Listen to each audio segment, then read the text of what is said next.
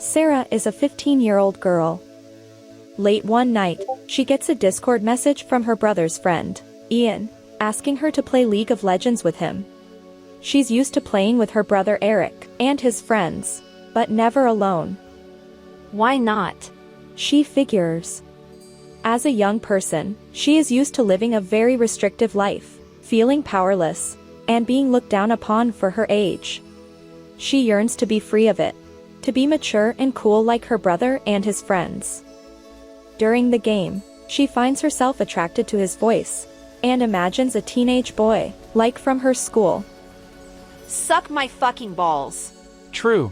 She tries to act grown up, like the girls she watches on YouTube. When she says dirty things, or playfully flirts as a half-joke, he responds encouragingly. She likes that he constantly directs the play, because she is not good enough at the game yet to know what to do on her own. She likes the validation that comes from following him. Overall, she has a pretty good time, even though he rages when Blitzcrank grabs him. Fuck, are you serious? It's only a game. Why you have to be mad? After dinner, she receives a message from him, saying, "We should do that again soon." Her chest feels weird. Sarah's parents put in bare minimum. They clothe her and feed her, but they aren't particularly involved in her life or concerned with her well-being. They send her off to school, yell at her to get to bed, tell her not to do bad stuff on the web, but are otherwise absent. Whenever she shares private things with them, they tease her or repeat it to family members in embarrassing stories. When she has normal emotions, they are often shamed or ignored. They only get involved in her life to force their preferences on her and act judgmental and controlling, so she doesn't feel safe to come to them with anything. The only person she feels she can rely on is her brother, and he's off at college now. Over the next few months, Sarah and Ian call and play all the time. Talking to Ian after school becomes the only refuge she has from her regimented life of school and crushing isolation in her house. A sort of unspoken relationship develops between them, where they sign off, "See you later, loser." Look who's talking. Before bed. Family occasionally overhear her talking to Ian and prod as to who she's sweet-talking. She deflects and eventually gets angry, as she's tired of being teased and having her boundaries violated. Her parents ground her from her computer for her attitude, but she continues talking to him on her phone. Her parents are too tuned out to even notice. Eventually, the topic of age comes up, and she finds out that Ian is 21. She doesn't have very much context to really understand what that means, besides her brother, or the new young teacher at her school. She considers herself open-minded and smarter than others her age, so she follows her feelings and reassures Ian that it's no big deal. Ian kind of suspected that she was younger, given that Eric referred to Sarah as his kid sister, but now he knows for sure. He knows from various cancellations of YouTubers on social media that such a relationship would be frowned upon. In his mind, he was that young not so long ago, and Sarah seems to want him, so why should it matter? He's also heard how invasive and rude Sarah's parents are in the background of calls, and becomes anxious of what they would do if he was found out. He makes Sarah promise not to tell anyone in her family about the relationship, including her brother. Situations like Sarah's are unfortunately very common. I'd like to be able to tell you that Sarah's parents will magically wake up, that Ian will turn out to be the perfect guy ever, who would never take advantage of anyone, but in most cases, this would be the start of a relationship with many problems, and would likely end badly.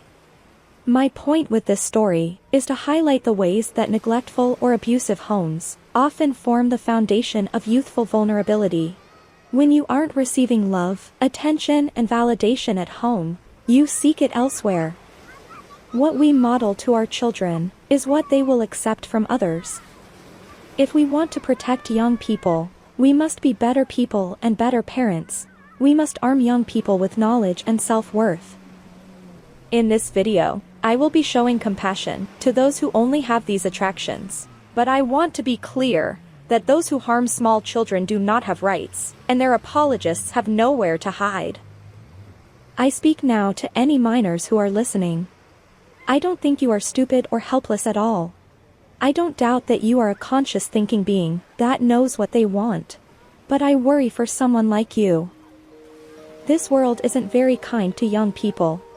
Most of the time, you don't get a choice in what happens to you. You have to do what the adults in your life say, or you get punished. You are your parents' child, before you are a person. You're forced to go to school, and learn what they tell you, while enduring the cruel judgments of other youth. You have had your self-motivated behavior trained out of you, and replaced with compliance to arbitrary rules.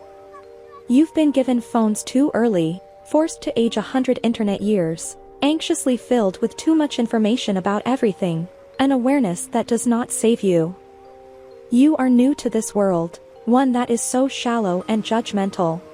In it, nobody is good enough, nobody is beautiful, we are all constantly falling short. You have been denied your personhood and autonomy, have constantly had your experiences and feelings invalidated.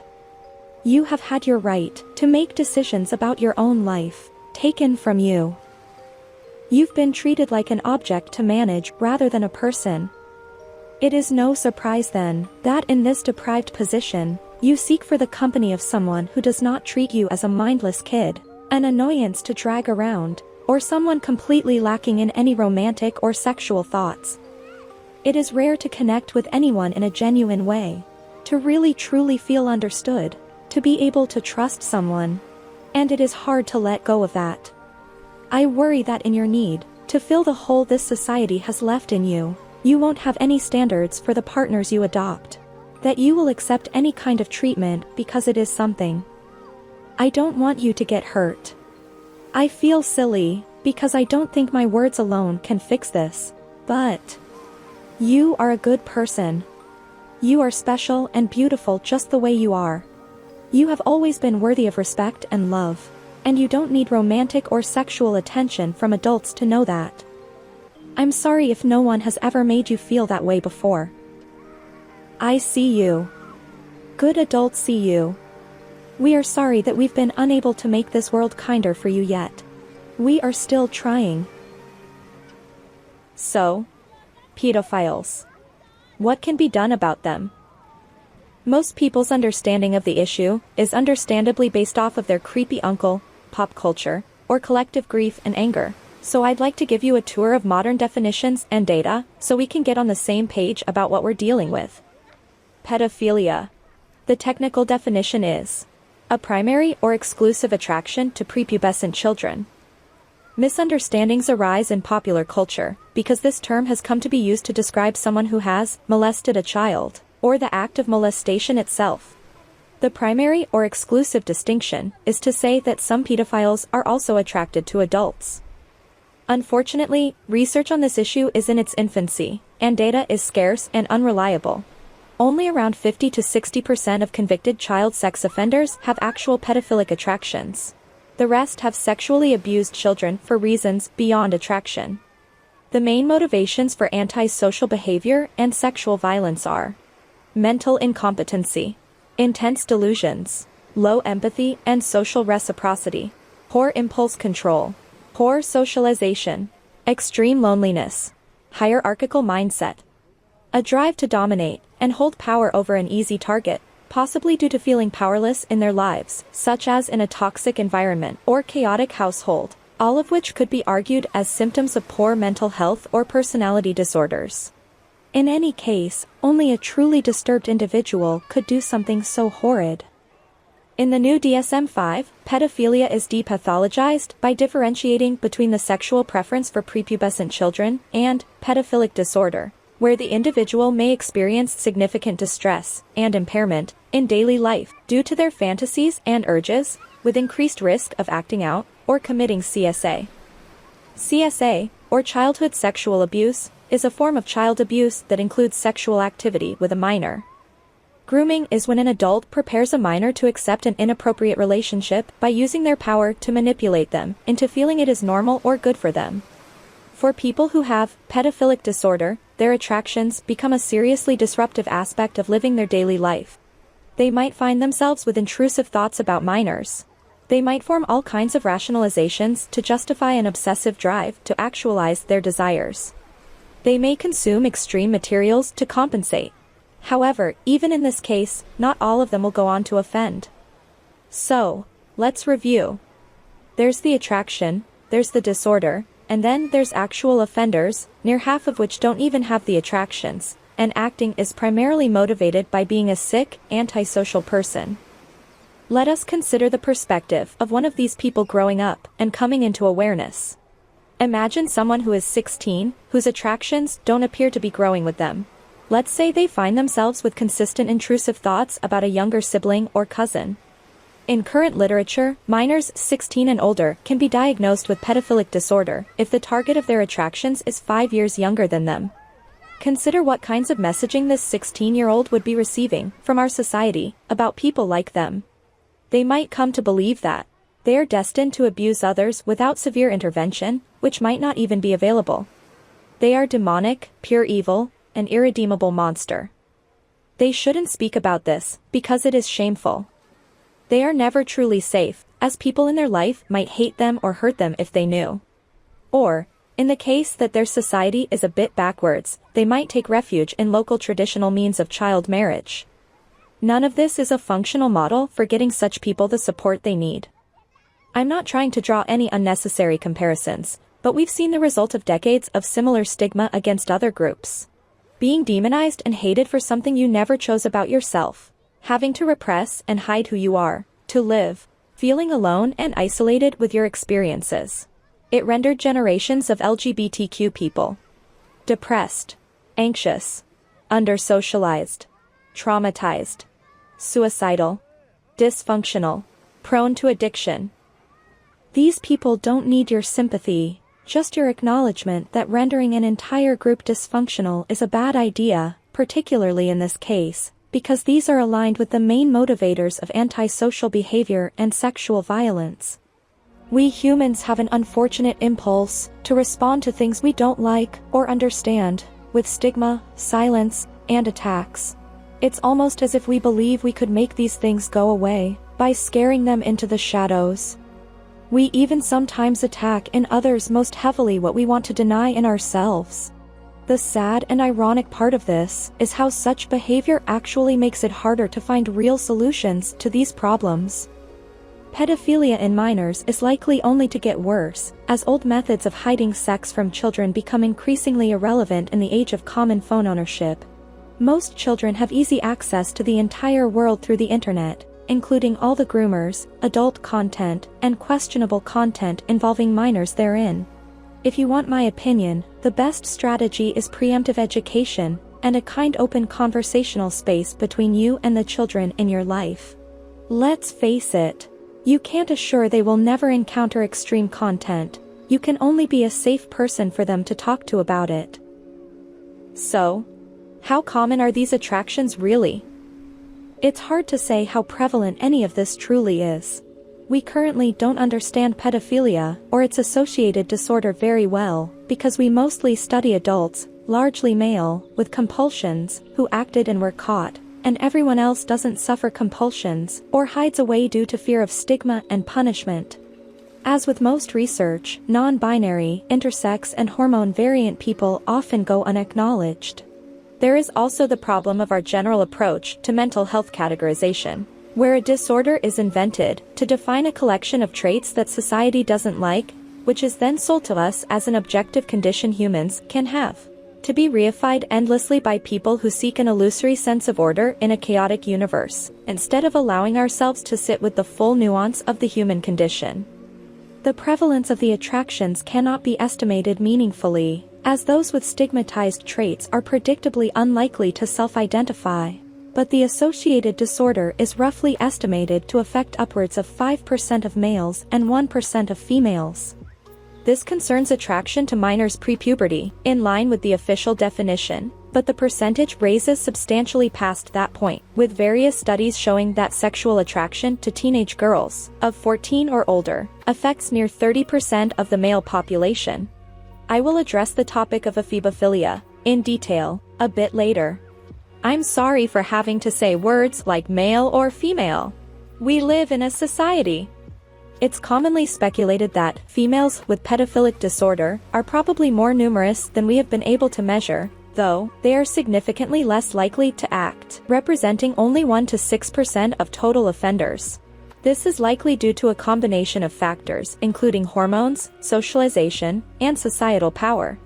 There is also the problem of women being seen as harmless or nurturing, and when they commit CSA, it is often not seen as serious.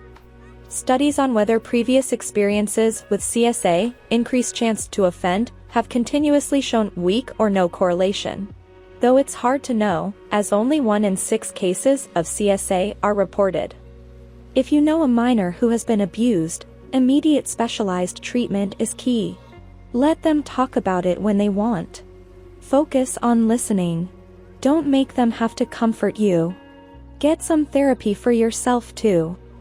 Too many adults make the mistake of unconsciously offloading their shame and hurt onto their child. Regardless, it is not at all certain we've found our final answer as to how to categorize the issue. The field is a constant battleground between people of varying perspectives. One thing is becoming increasingly clear though: the majority of people with pedophilic attractions never go on to harm a child. The recent DSM launched with a new definition of pedophilic orientation, implying some amount of attraction to minors to be concerning yet not unusual in our species, and that these feelings are innate and unchangeable. But this was removed from future editions after public backlash by politically motivated groups.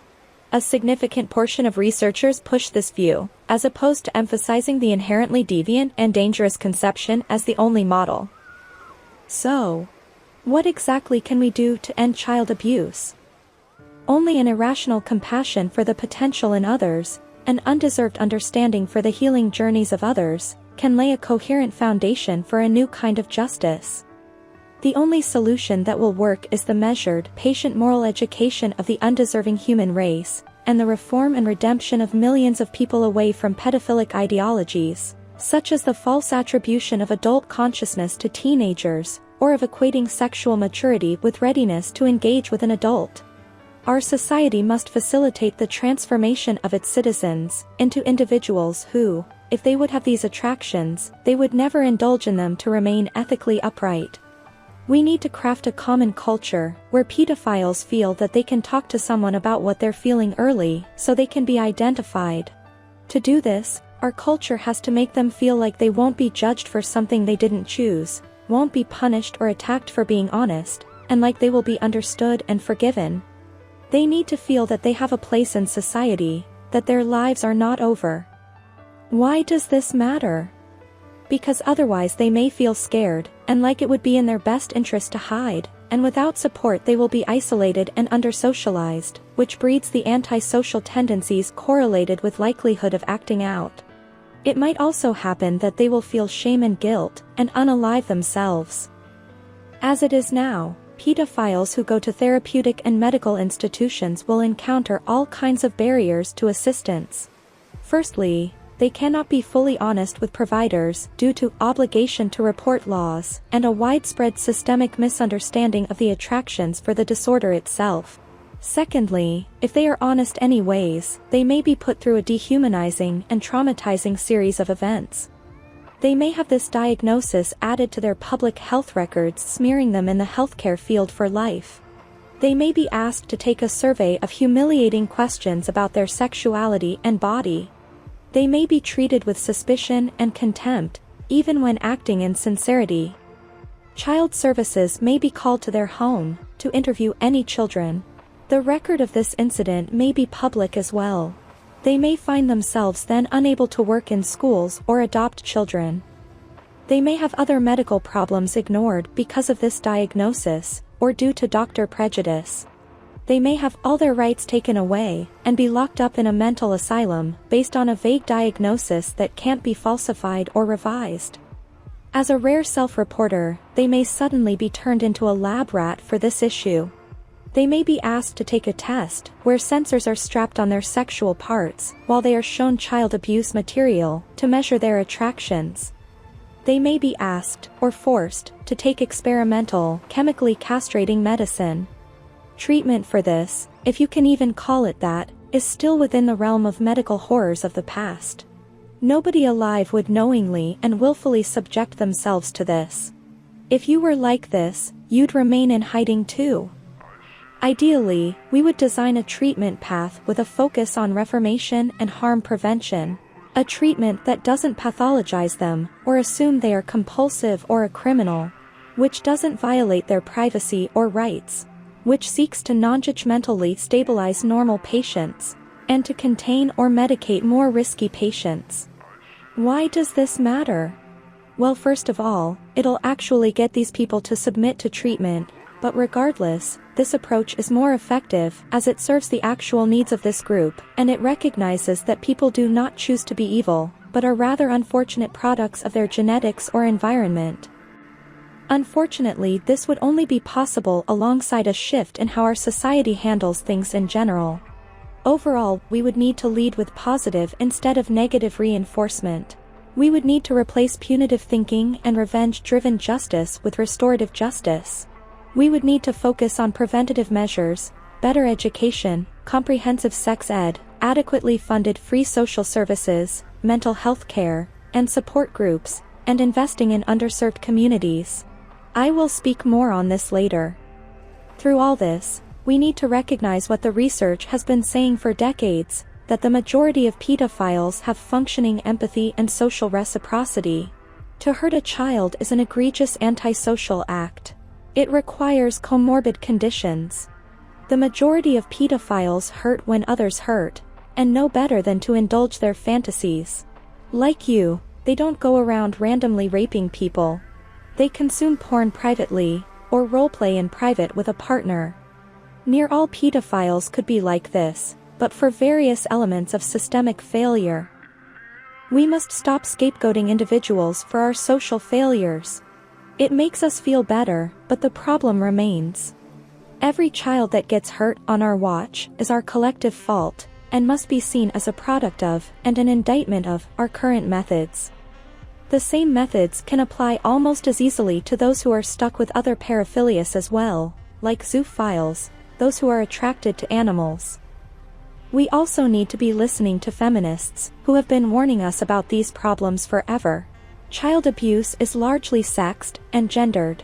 We must address the problems of patriarchy and rape culture if we are ever to address child abuse. 1 in 5 women in the United States experienced completed or attempted rape during their lifetime. 1 in 40 for men, until you account for being forced to penetrate, then it's 1 in 21 men. Around 95% of sexual offenders are male. Why? This is likely due to a combination of factors including hormones, socialization, and societal power. Only about 30% of rapes are ever reported to police. Why? There are many potential factors. Reliant on abuser. Didn't know their options. Bad sex education. Cultural stigma. Shame. PTSD around men. Distrust police or law enforcement. Doesn't support punishment or jail. Less than 1% of rapes lead to felony conviction. 89% of victims face emotional and physical consequences as a result of what happened. You can check out this chart, it's quite sad. Those stats concern adults, but for minors aged 12 to 17, the rate of sexual assault was 2.3 times higher. Nearly 70% of all reported sexual assaults, including assaults on adults, occur to children ages 17 and under. Females aged 16 to 19 are 4 times more likely to experience rape. If they are even reported at all, minors are less likely to report. Our current approach has created this level of dysfunction. It isn't protecting us, it is harming us. You may have heard these 2 terms in popular discourse. Hebephilia, the sexual attraction to pubescent minors. Ephebophilia, the sexual attraction to late teens. Sometimes, they might be brought up to try to naturalize and disassociate attraction to teens from cultural notions of pedophilia. Let's examine this further. In the literature, these are just two among a set of distinctions, defining attraction to specific age ranges.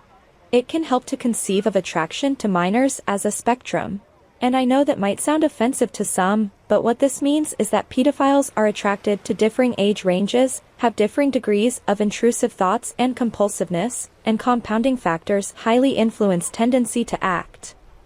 Consider our culture. The teen and barely legal categories of adult content are top sellers. You don't have to look far to see creepy adults posting sexualizing comments on teen photos online. Our species' biology is unfortunately such that teenagers can become pregnant. Minors as young as 12 are married off to adults in some places in the world. Ancient societies had entire institutions revolving around normalized relationships between mostly older men and youth. Depictions of teenage and even younger characters in fiction writing and cartoon images are common on the internet. Women experience societal pressure to shave themselves, a look associated with youthfulness. Role-play scenarios where one person takes on a youthful persona are approaching near mainstream levels. There has been an increasing visibility of daddy dom little girl, and other similar kink age play relationships. We've seen the rise of Belle Delphine and other popular models that use youthful aesthetic, things like little girl voice, or braces, in their displays. While pedophilic disorder is defined by its target of prepubescent children, most researchers do not present a radical divergence from common morality on the issue where it concerns teens. Where there is a divergence in the literature, it is often stated dispassionately, or is left unhighlighted by the larger field. For example, according to a study of 80 average men, near a quarter of participants showed attraction towards teen girls, and attraction fell slowly but steadily after age 18. Another study on 193 college men revealed a similar trend. 21% of respondents admitted some attraction to small children, and 7% indicated a willingness to sleep with a minor if they wouldn't be caught. You get a sense, from the lack of further research into this area, that perhaps we're afraid to peek further behind the curtain. By all accounts, attraction to teenagers, or hebephilia, is unfortunately not so unusual, and is present in many men and some women across the board. Some people respond to this by claiming that this is a modern condition, the result of our corrupt society, or of traditional patriarchal values. Between society and individuals there is a complicated tug and pull of influence, no doubt. But even then, you must ask yourself a simple question. Which species made the culture that has these harmful elements in it? And regardless, if all it takes for our people to slide into pedophilia is a different environment, that's disturbing still. Let's focus on this for a moment. We are apes that evolved from mud on a rock, guided by nothing but the amoral forces of survival and reproduction until now. Whatever helped us breed was favored, morality be damned. Throughout most of our history, we did exactly the sort of shit you would think a bunch of illiterate, ignorant, scared, perspectiveless apes would do. Like being proud of being born on a particular lump of dirt, or unquestioningly believing whatever our local people told us, or dehumanizing people who look different or speak different languages, and, of immediate concern, exploiting teenagers. This truth is so obvious when you really think about it, and yet, it has been rendered unspeakable by a species that cannot face itself. You don't need a psychology degree to know the occasional attraction to puberty-riddled teens is precisely what you should expect from the species that brought you such classics as the Dark Ages, colonialism, the Crusades, and loot boxes. All equally evil. It isn't this discourse that is cursed. It is our species.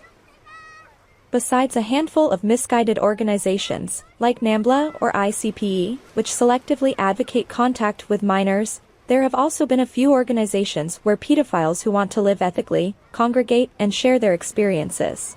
Virtuous Pedophiles, or VirPed, is an example. A more modern incarnation of this phenomenon is the online MAP movement, or Minor Attracted Person, a loose association of open pedophiles that can be found all over social media. While there is no official ideology, and anyone can be a MAP, a kind of vague consensus has formed among this group, that so long as you don't harm actual children, it's fine to be this way. And speaking about this openly is their self-made alternative to the suffocating shame and isolation they lived with before.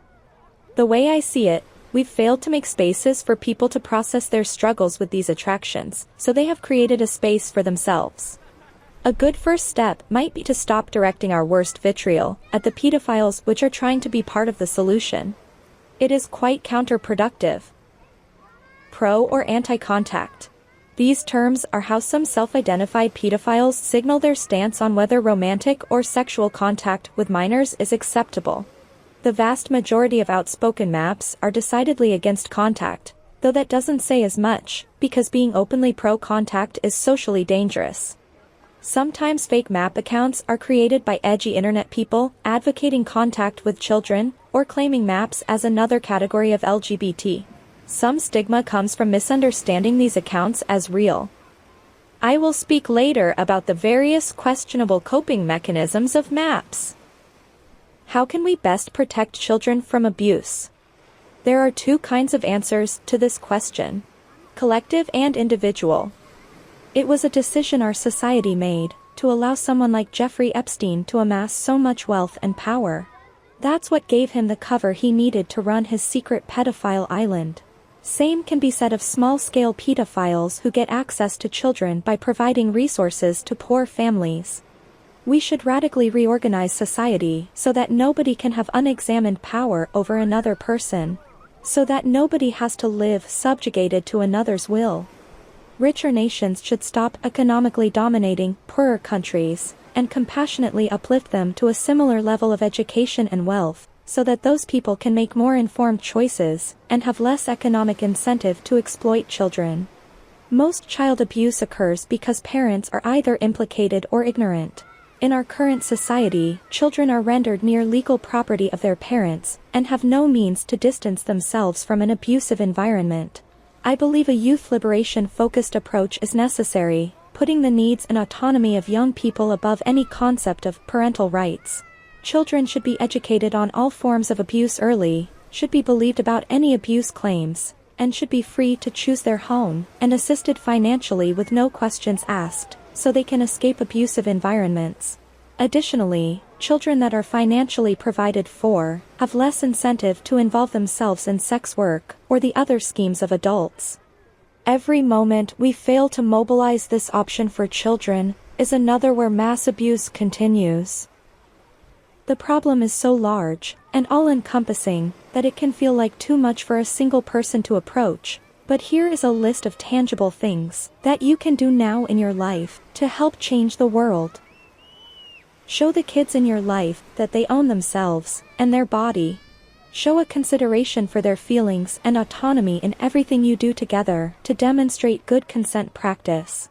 Let them say no to adults to show them that nobody has a right to impose on them. A well-attended kid, armed with knowledge, good self-esteem, and reliable mentors, is unlikely to be abused.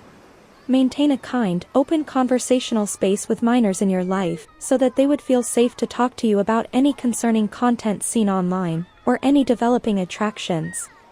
Allow the minors in your life to have private time and relationships with each other, so they can deal with their blossoming sexualities and won't feel the need to look elsewhere for attention and validation.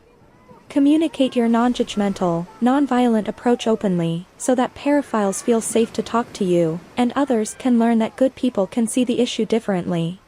Advocate for systemic change to facilitate the detached and compassionate reform of pedophiles and other social criminals. Pause now if you'd like to read a summary. If your reaction to this video so far has been something along the lines of, "I shouldn't have to help these people," or "Victims shouldn't be expected to help their abusers." First of all, we agree that victims shouldn't redeem their abusers. That work is for people detached from the situation. But regardless, I want you to consider something. Everyone has been an abuser to some degree in the past. If you have good politics now, it's because you heard a long line of people you encountered in life, who gave you a series of reformative experiences you didn't deserve, so you could be where you are now. The truth is, we do actually deserve those reformative experiences from each other, because that's the only way things get better, even in the worst of cases. Objectively, nobody in this world really deserves anything, but also, nobody doesn't deserve anything either. There are no such things as objective responsibilities. That is why we decide to create our own. We act because we consider what will happen if we fail to take effective action. If you have been paying attention to the world at all, you know that horrible shit is happening almost constantly. In a situation like this, it can be comforting to take refuge in a stark black and white moral view of the world, where it's the good people versus the evil people, who choose to be evil, and all we have to do to end evil is capture and punish the evil individuals until they become good. But once you wake up to the reality, and see how evil is created by the dysfunction of our current arrangement, and how poorly we are confronting that, and how goodness can only be arduously crafted into people, a tactical fight against the previous shame and attacks that pushed bad people into dangerous isolation, you cannot go back asleep. The truth goes against everything we've been taught. No one wants to face up to the fact that they have been ignorant and complicit in a situation that has led to the continued victimization of our children. It's really hard to accept that our common intuitions and wisdom are not only wrong, but have actively been making things worse, have obscured real solutions. It's hard to reconcile with a vision of the world that has no real sense of meaningful justice. What should you do if you encounter one of these people? Maybe you can't tell if your dad is joking anymore. Maybe your friend gets a bit too excited about 1,000-year-old lolly characters. Ask yourself, because you could have been born as or become one of these people, what would you have wished someone would have done or said to you? In my opinion, it is important that you don't treat them as some kind of criminal molester. Recognize they are a full person besides these attractions. Show a distanced compassion for their situation. Reassure them that the attractions aren't the problem, only harming children. Let them know that you are safe to talk to about this. Basic support like this is likely all they need. Keep in mind that much of their behavior is a cope with the fact that they can't help having these feelings and thoughts, and that they have few other outlets. MAPS can feel isolated with these experiences. It helps to know that someone sees them without hating them, that they have some kind of connection to humanity and society left. This support can help a MAP move away from toxic isolating shame and towards living a healthier life. It's hard to maintain a delicate balance between not being overly condemning and still holding them to account for questionable sentiments. What if you encounter a MAP that is actually offending? Where unambiguous harm is occurring, ideally we would contain or reform them where possible, in institutions run by collectives of doctors and psychologists. Like any social criminal, we would recognize that this person is sick and needs treatment. Obviously much of society would have to change to facilitate that, so what can we do meanwhile? Mobilize the community. Analyze the situation. Separate the adult from the minor. Give the offender social consequences. At least one person should be civil with the offender, explaining what was wrong, expressing a belief in their ability to change, and encouraging accountability to the harmed community. Get the minor into therapy. Be vigilant against the offender, especially if they seem stupid or compulsive. If the age gap is not especially concerning, for example, age 16 and 19, and the minor seems deeply upset at the separation, it should be discussed as to whether a structured, monitored relationship is acceptable. Young people are not property of their community. Care is not supposed to be authoritarian and controlling. It is action from a genuine concern and a looking out for. But before you involve state authority, ask yourself, if this person were to sit in a jail cell for a number of years, would that really solve the situation? Not only are most of our contemporary liberal legal systems unnecessarily cruel and ineffective at reform, their incompetence has created our current situation, with all its rampant unaddressed child abuse. If it ends up being necessary to involve state authority, it's understandable. In the current order, normal citizens have been left unempowered to do anything meaningful, without encountering our own legal issues. Don't blame yourself. It takes a lot of strength to show kindness to someone who may put you through hell meanwhile. But know this. there is no way they can remain unaffected by your words forever.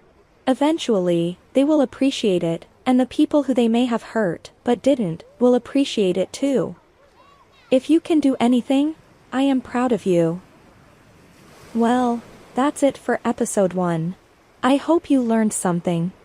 In part 2, we will be taking an even deeper look at the issue, if you can imagine that, and I will be speaking directly to those affected by this societal malady.